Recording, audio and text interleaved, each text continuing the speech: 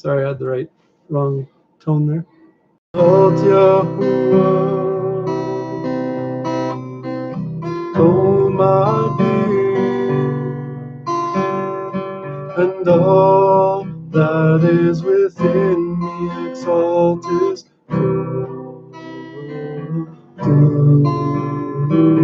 name. Exalt Yahuwah, oh my being, and all that is within me. Exalt His Kadosh name.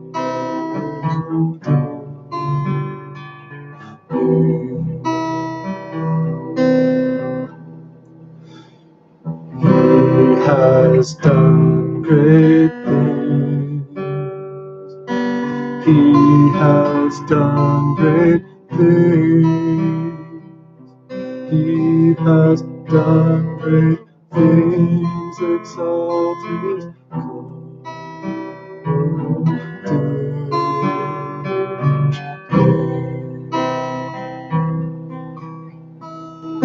Exalt Yahuwah, oh my being, and all that is within me. Exalt His Kadosh.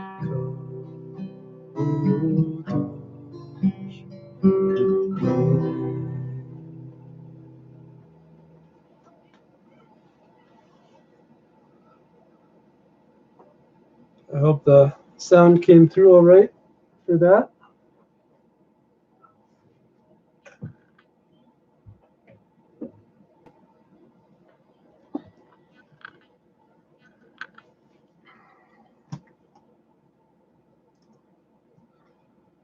Okay, so this last month I've been pretty busy updating our website.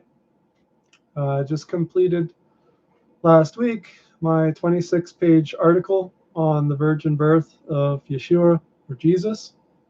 If anyone would like to check out that article, posted it along with the recent video debate with Pastor Matthew Jansen on my What's Wrong with the New Testament page of my website. Next project that I'm working on is my upcoming book on the path of the Most High, which is going to deal with a lot of different issues about coming to a knowledge of the Creator, whose name is Yahuwah, and issues of the Torah, issues of the New Testament, issues of Judaism, just basically following Yah and what He gave to His people through Moshe, or Moses.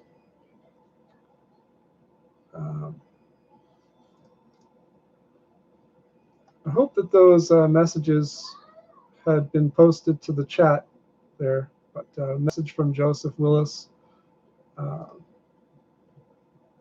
That's all I've got so far. So I wanted to continue where I left off with my last video. For those of you who may not have watched that, it's called Deuteronomy, the Return to Yahuwah. That I had done a video some time ago on my YouTube channel. And in that video, we covered the first 10 verses from Deuteronomy chapter 30. Before we get to that, I'm just going to check my Facebook messages here and see if I had posted the right link.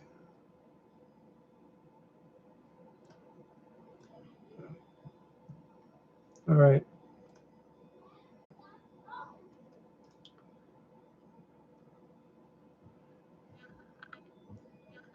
Okay, so before we get into these last 10 verses, like I said, we covered Deuteronomy 30 verses 1 to 10 in the last video. So before we get into these last 10 verses, just thank Yahuwah for my family, my friends, and all those who have supported my videos and website work. I pray that Yah will grant peace to all those who may watch these videos, and give praises to YaH Most High. Indeed, He is near to those who are seeking Him, and the words that we're going to read today are prophecy, and this is what YaH expected from His people, that they would indeed in the last days return to Him and to His Torah. So thank you, Yahweh, and I pray that you would indeed grant forgiveness where we fall short of completing the duties of the Torah.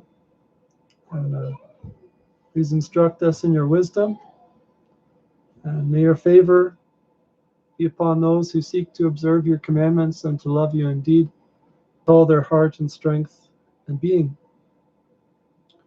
Amen. Okay, so Deuteronomy chapter 30, beginning in verse 11. For this commandment, which I command you this day, it is not too hard for you, and neither is it far off.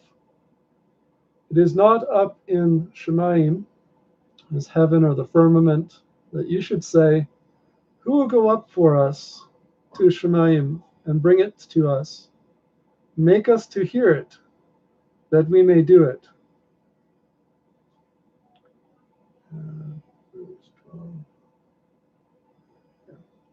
Verse 13, neither is it beyond the sea, that you should say, who will go over the sea for us, and bring it unto us, and make us to hear it, that we may do it?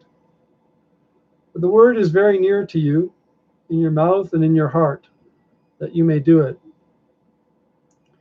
Indeed, the Torah, as you can see in printed form, is distributed amongst all the nations now. So everybody has the opportunity to receive the commands that Yahweh had given them in this particular chapter, to read it for themselves. The word is very near to you, in your mouth and in your heart, that you may do it.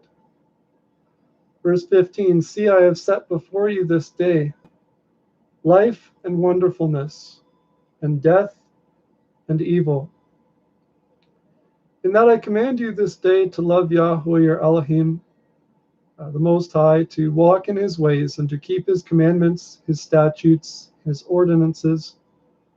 Then you will live and multiply, and Yahweh your Elohim, your Mighty One, will favor you in the land where you go to possess it.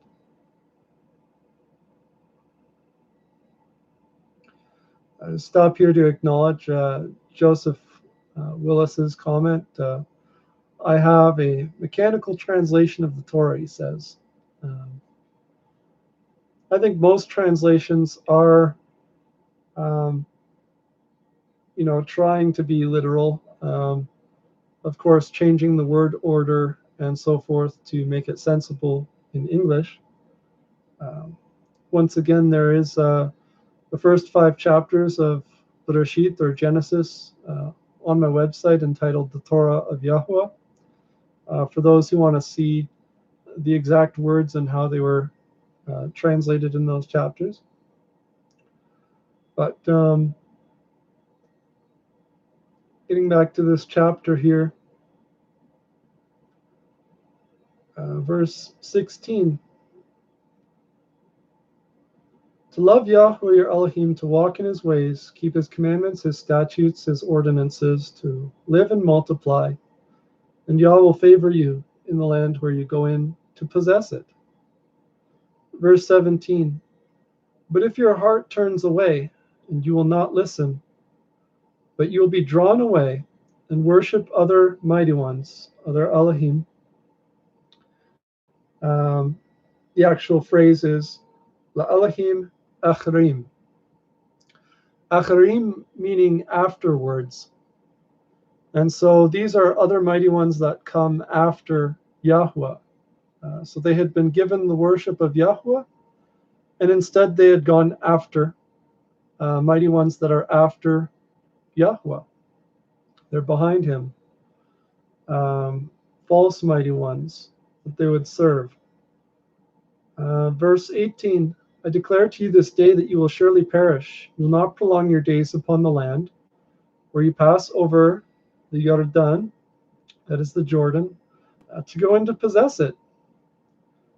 And indeed, that's exactly what happened, as we know that after the Torah, about 500 years later, starting with the Davidic kingdom, that people began to commit false worship, to go back to Baal, Baal, of Babel or Babylon, the worship of Mitzrayim or Egypt.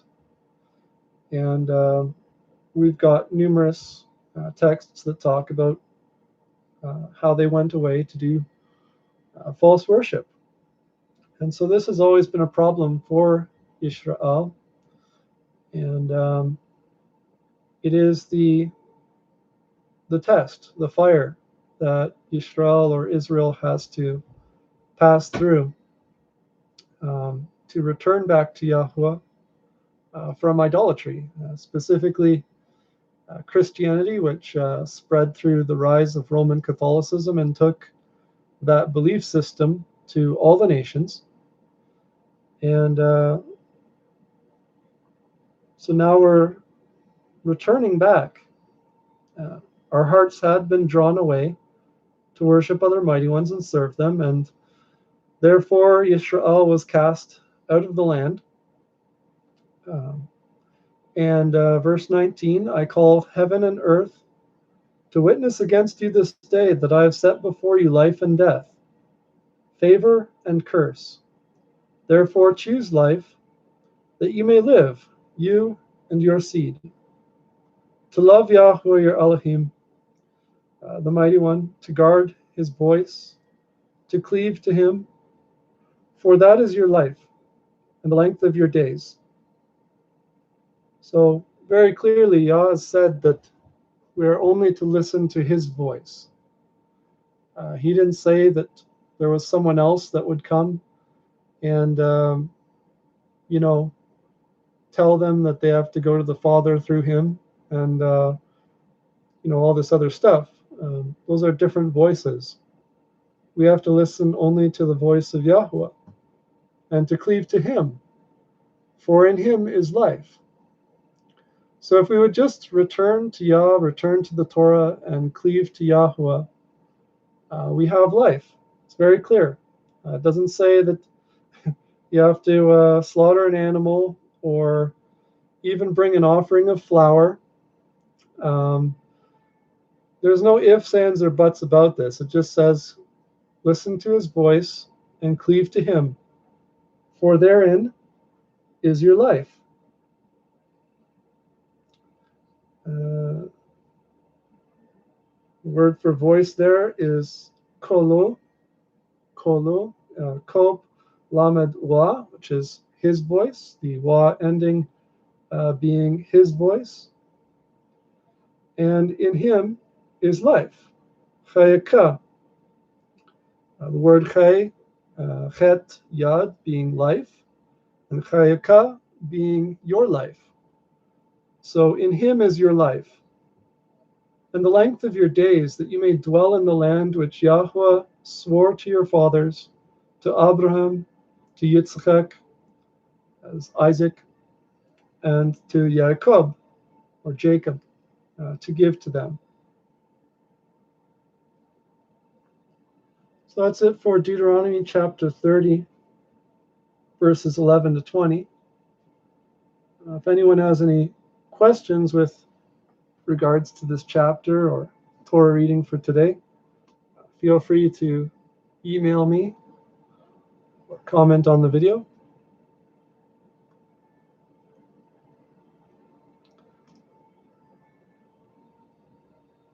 That's basically all that I had planned for this evening's YouTube live video. And once again, want to encourage people to draw near to Yahweh and learn to listen to his voice. If you don't have a copy of the Torah or haven't been reading it, encourage people to do that. read from the Torah and draw near to the words that he had commanded and given. Because it's in departing from the Torah that people have not had life and prosperity and have received the punishments or the curses which Yahweh swore would happen to those who depart from the Torah. And so it's a very serious matter for people to understand the Creator, the name of Yahweh, and to draw near to Him. So, shalom.